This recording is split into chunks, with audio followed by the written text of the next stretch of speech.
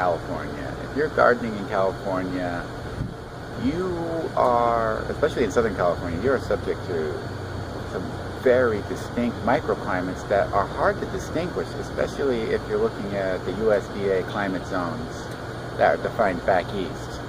So these climate zones run all the way across the continent, 1 through 11 I think, and in 10 and 11 there's no frost at all. Essentially the USDA climate zones don't do anything but map the country based upon historical winter lows. That's it. Nothing about summer highs, how much precipitation the place might get, how much snow, any of that kind of stuff is not part of the USDA climate zones. The USDA climate zones are nothing more than essentially a mapping of the country over winter lows. So 1 through 11 basically runs from the northern tier all the way down to the tip of Florida, where you have some tropical, which is the 11. Otherwise, 10 is Southern California and parts of Florida.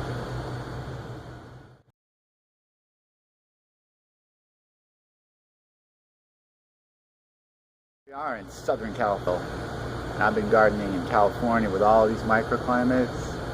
Okay, so if you want to garden, if you want to really make it Adventures in Terraforming and you're gardening in California, you got to use the Western Garden book. Here it is. We are in Southern California.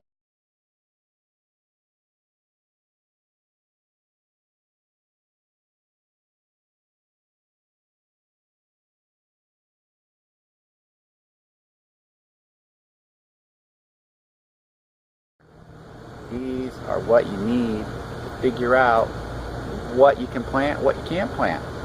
The Western Garden book, sunsets, climate zones in California and in the West, they're unparalleled in their accuracy, honestly.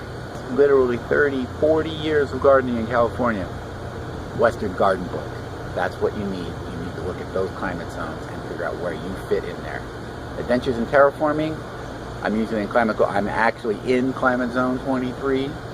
Occasionally I'll be in climate zone 2 or 3 if I'm up by the cabin.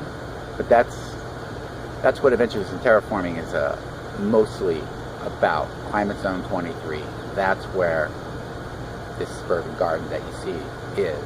Unless you see the cabin, then that's climate zone 3, maybe 2, depending on how cold you want to say Green Valley Lake gets. And so finally, I'm forced to add this thing of a Jackson Perkins. It makes me so sad.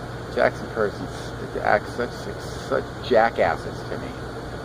I really like them. I have a long memory back to my childhood of getting Jackson Perkins roses. And here, they didn't even respond to my queries about why this rose didn't leaf out when I first got it.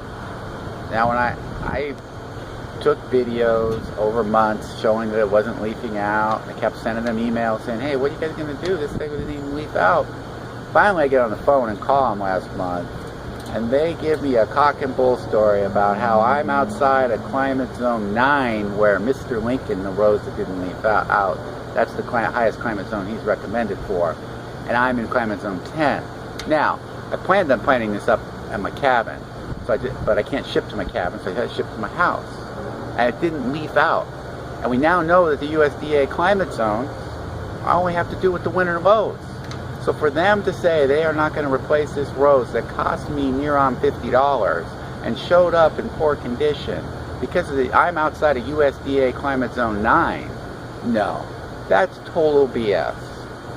Total BS. And I'm calling them on it. I'm putting it here on my channel because I'm annoyed by Jackson Perkins now.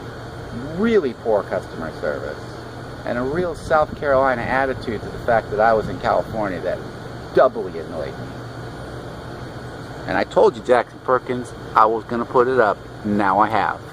And following this, you will see how the thing didn't leaf out. I put it all on YouTube, month after month.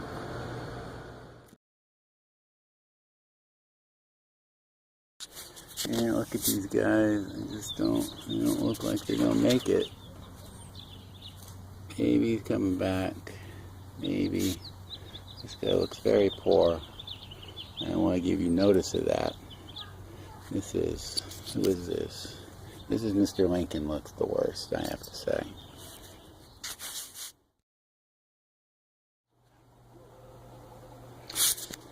So Jackson and Perkins. Here is Joseph's coat.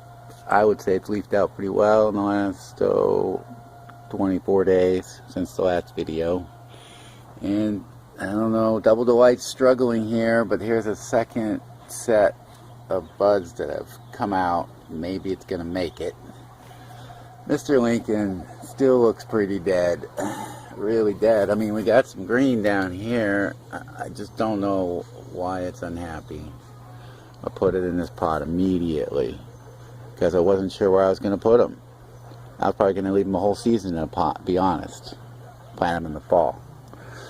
But I think Jackson Perkins definitely needs to replace Mr. Lincoln. I guess I'll hang in for another month here with Double Delight, but if it continues to look like this, I don't see why I should be spending so much money for it. Mr. Jackson, Mr. Perkins. Thank you. Well, I wasn't talking to you. I'm sorry. Alright, Jackson Perkins. I'm sorry. Go on. Mr. Lincoln Didn't make it. Didn't seem to sprout out. There's Joseph's coat and Double Delight. I kind of like Double Delight. I do too. Very nice. I'm going to go get those pictures. But Jackson Perkins, Mr. Lincoln didn't do anything. I'm very distressed.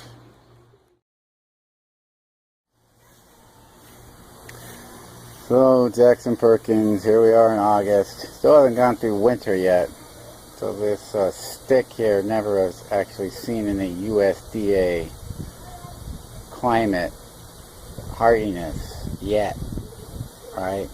Climate zone 9 or 10 differentiation. So there it is. Mr. Lincoln. Just a stick. There's the other two doing a bit better. Gosh, Jackson Perkins, I wish you'd treated me better. Stick, never leafed out. I told you almost immediately, and you just ignored me. Now you're hiding behind the USDA climate zones. Those hardiness zones are all based on winter lows, and that's it. It has nothing to do with the rest of the climate zone.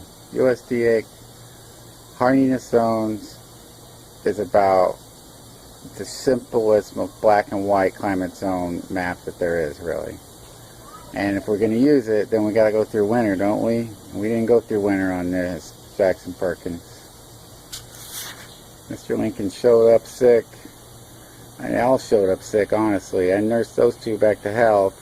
That one didn't make it. I told you, kept on telling you, you kept on ignoring me.